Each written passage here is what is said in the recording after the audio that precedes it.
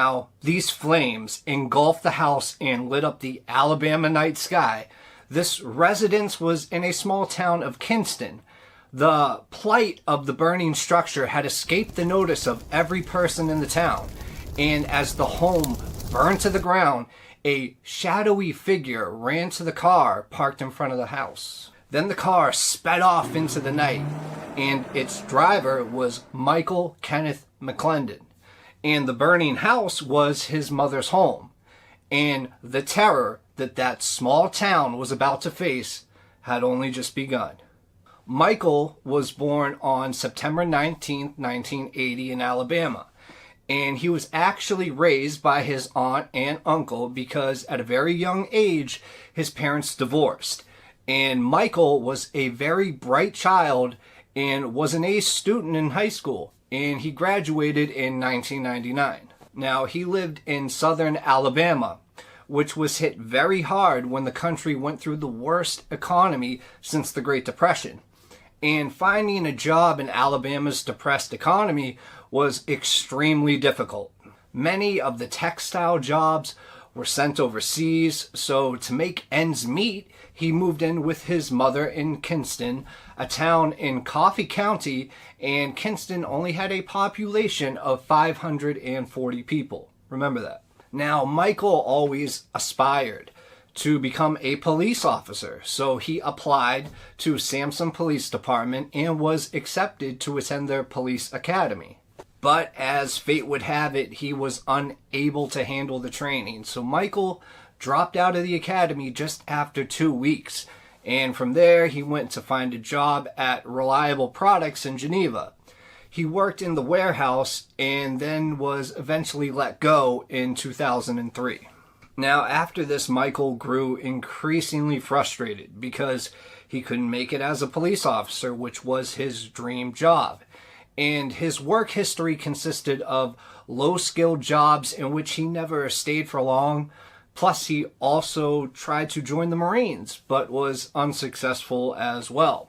So, he was 28 years old, living with his mother, had limited skills, and only had a high school education. So his choices were not plentiful.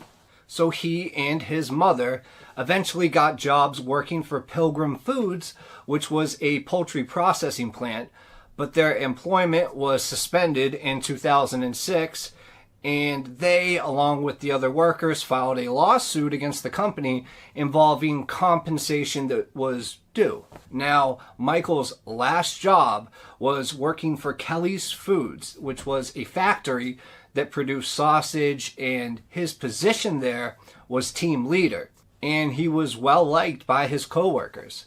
Despite this, Michael was still unhappy. He felt like a failure and wanted a real career. But instead, he felt that he was condemned to a life where he would only work these menial jobs for minimum wage. Plus, he was further upset that his mother was not being supported by the rest of the family. And as for his father, well, he disappeared from his life a long time ago.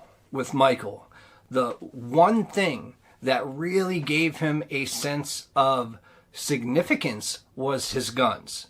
He had been collecting them for years and assembled quite an arsenal of weapons. He had been storing them in his mother's home without her being aware of it. And he had AR-15s, Soviet SKS, a Bushmaster, and a .38 caliber pistol. Plus, he had also been amassing a huge quantity of ammunition. You see, Michael became very depressed and began fantasizing about how he would strike back against those who were keeping him down. And his fantasies became obsessive and gave him actually a sense of joy in the world where he felt helpless before. And eventually, he stopped fantasizing and started developing a plan. And that plan was implemented on March 10th, 2009. So when his mother was sleeping that night, Michael opened her door ever so slightly. He walked right up to the head of the bed and then shot his mother right in the head. And whether he felt any remorse at that moment, we will never know.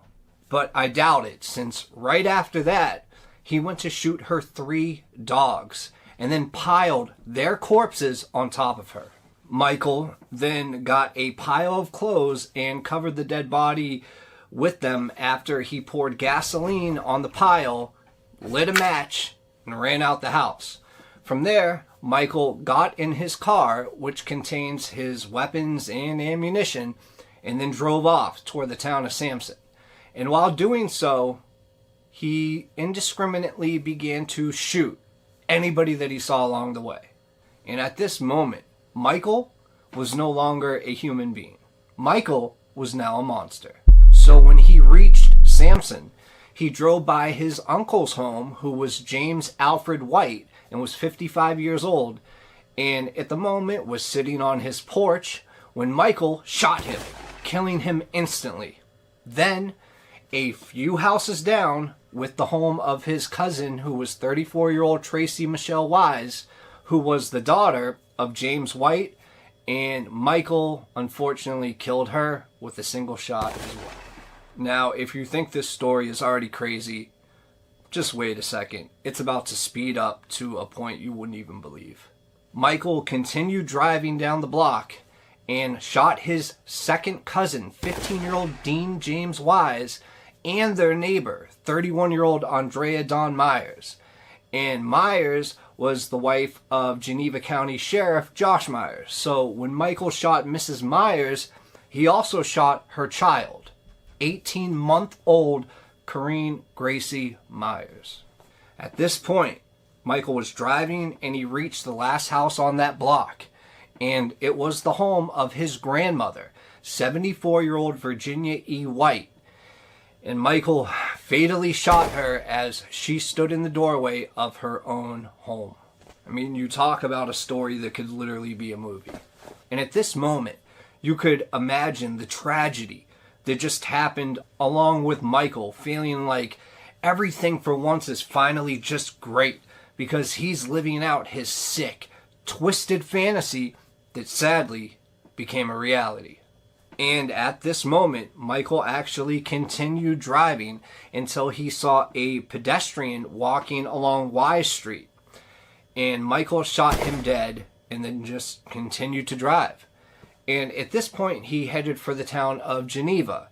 And while doing so, he passed the Inland store where Sonia Lolly Smith, who was 43 years old, was shopping there. And once again, Michael pulled out his gun and shot her. After this, Michael's final victim was a motorist that had passed him on the road as he was headed towards Sampson.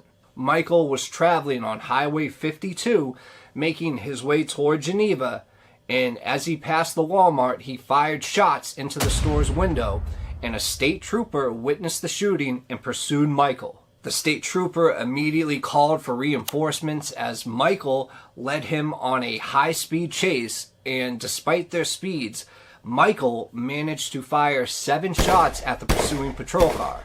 And the state trooper, while driving, was hit from one of the bullets, but luckily it only hit him in the shoulder and he only suffered minor injuries. But then Michael sped off, and as he approached Reliable Metal Products, Michael shot another police car pursuing him, and that officer was Frankie Lindsay of the Geneva Police. And at this point, Michael still refused to pull over. So when Michael reached Reliable Metals, he got out of his car, he ran into the building, and then he shot himself right in the head. So I guess we will never know the sick thoughts that were going on in Michael's mind as he went on this 11-person killing spree and also wounded 6.